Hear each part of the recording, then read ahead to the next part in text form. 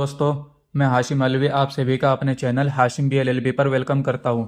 दोस्तों, आज की इस वीडियो में हम बात करने वाले हैं कि जब कभी भी किसी सिविल केस दीवानी मुकदमे में दौरान वादी की मृत्यु हो जाती है तो मुकदमे की कार्यवाही को चालू रखने के लिए वाद में मृतक वादी के वारिसान को कायम करने के लिए प्रार्थना पत्र कैसे लिखा जाता है और किस आदेश नियम के तहत प्रार्थना पत्र लिखा जाता है। तो चलिए शुरू करते हैं।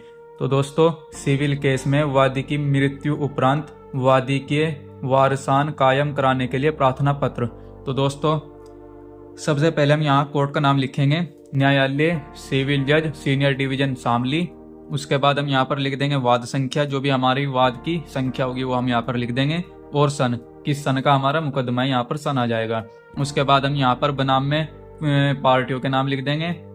पहले वादी का नाम असलम, बनाम प्रतिवादी का नाम रफीक। उसके बाद हम यहाँ पर लिखेंगे प्रार्थना पत्र अंतर्गत आदेश 22 नियम 3 व धारा 151 CPC। और फिर हम यहाँ पर लिखेंगे श्रीमान जी, निवेदन है कि दौरान वादी असलम की मृत्यु दिनांक फला को हो गई है। वादी असलम ने अपनी मृत्यु उपरांत यानी कि अपनी मृत्यु के बाद अपनी विधवा पत्नी व दो पुत्रियां छोड़ी हैं, जो कि मृतक वादी के कानूनी व जायज वारिस हैं। इनके अलावा मृतक वादी का कोई वारिस नहीं है, इसीलिए न्याय हित में मृतक वादी असलम के वारिस कायम करते हुए वे उनके संबंध में जरूरी संशोधन किया जाना न्याय हित में आवश्यक है। उसके बाद हम यहाँ पर लिख देंगे, अतः श्रीमान जी से प्रार्थना है कि वाद उक्त में वादी असलम के वारिस कायम करके निम्न प्रकार संशोधन करने की अनुमति प्रदान की जावे, कृपा होगी। उसके बाद हम यहाँ पर लिख देंगे, सबसे पहले यह कि वाद पत्र के उन्वान में वादी के नाम के पूर्व अंक 1 डाला जावे और निम्न प्रकार लिखा जावे, जो दौरान वाद मर गए हैं उनके वारिस निम्न हैं।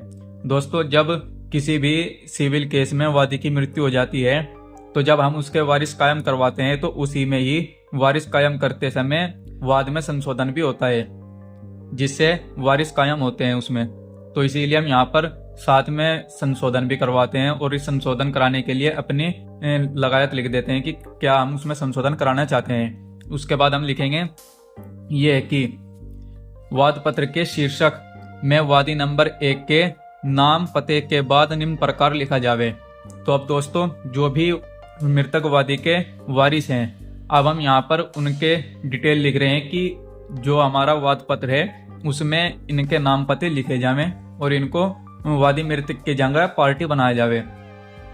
तो दोस्तों, सबसे पहले वादी मृतक की यहाँ पर पत्नी आ जाएगी और हम यहाँ पर लिख देंगे 1/1, 1/2, 1/3, 1/4, 1/5। तो सबसे पहले पत्नी आ जाएगी। वादी मृतक की जो पत्नी है उसका नाम, पता, एड्रेस सब आ जाएगा। फिर उसके बाद जो भी उसका पुत्र है, पुत्र का नाम, पता, एड्रेस।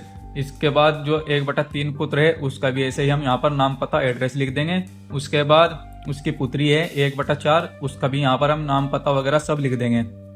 उसके बाद हम यहाँ पर लिख देंगे 1/5 पुत्री का भी यहाँ पर नाम, पता सब कुछ आ जाएगा। तो दोस्तों इसके बाद हम यहाँ पर लिखेंगे ये है कि वाद पत्र की धारा 7K के बाद नई धारा 7A निम्न प्रकार लिखी जावे। तो दोस्तों, यहाँ पर हम एक लगायत और अपने वाद पत्र में ऐड कर रहे हैं, जिससे हम ये दिखाना चाहते हैं कि वादी की मृत्यु हो गई है और वादी के ये वारिस हैं। तो यहाँ पर लिख देंगे यह है कि दौरान वादी असलम की मृत्यु हो गई है। वादी ने अपनी मृत्यु उपरांत अपनी पत्नी, 2 पुत्र व 2 पुत्रियां छोड़ी हैं, जो कि मृतक वादी के कानूनी व जायज वारसान हैं। इनके अलावा कोई वारसान मृतक वादी का नहीं है। उसके बाद वादीगण 1/1 ता 1/5 को भी मृतक वादी की तरह ही वाद को प्रोसीड करने का अधिकार हासिल है। यानी कि जो ये मृतक वादी के वारिसान हैं इनको भी पूरा अधिकार है कि ये जो वाद है जो वादी ने चलाया था कोर्ट में उसको आगे बढ़ा सकें, उसकी प्रोसीडिंग को कंटिन्यू कर सकें।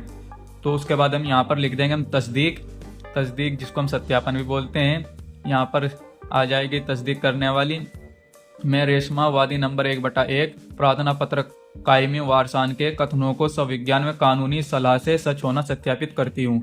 यहाँ पर लिख देंगे हम प्रार्थना वादीगण द्वारा एडवोकेट और स्थान दिनांक।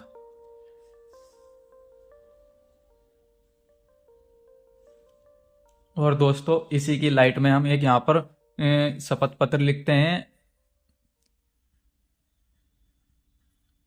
जो कि हम आपको अगली वीडियो में बता देंगे।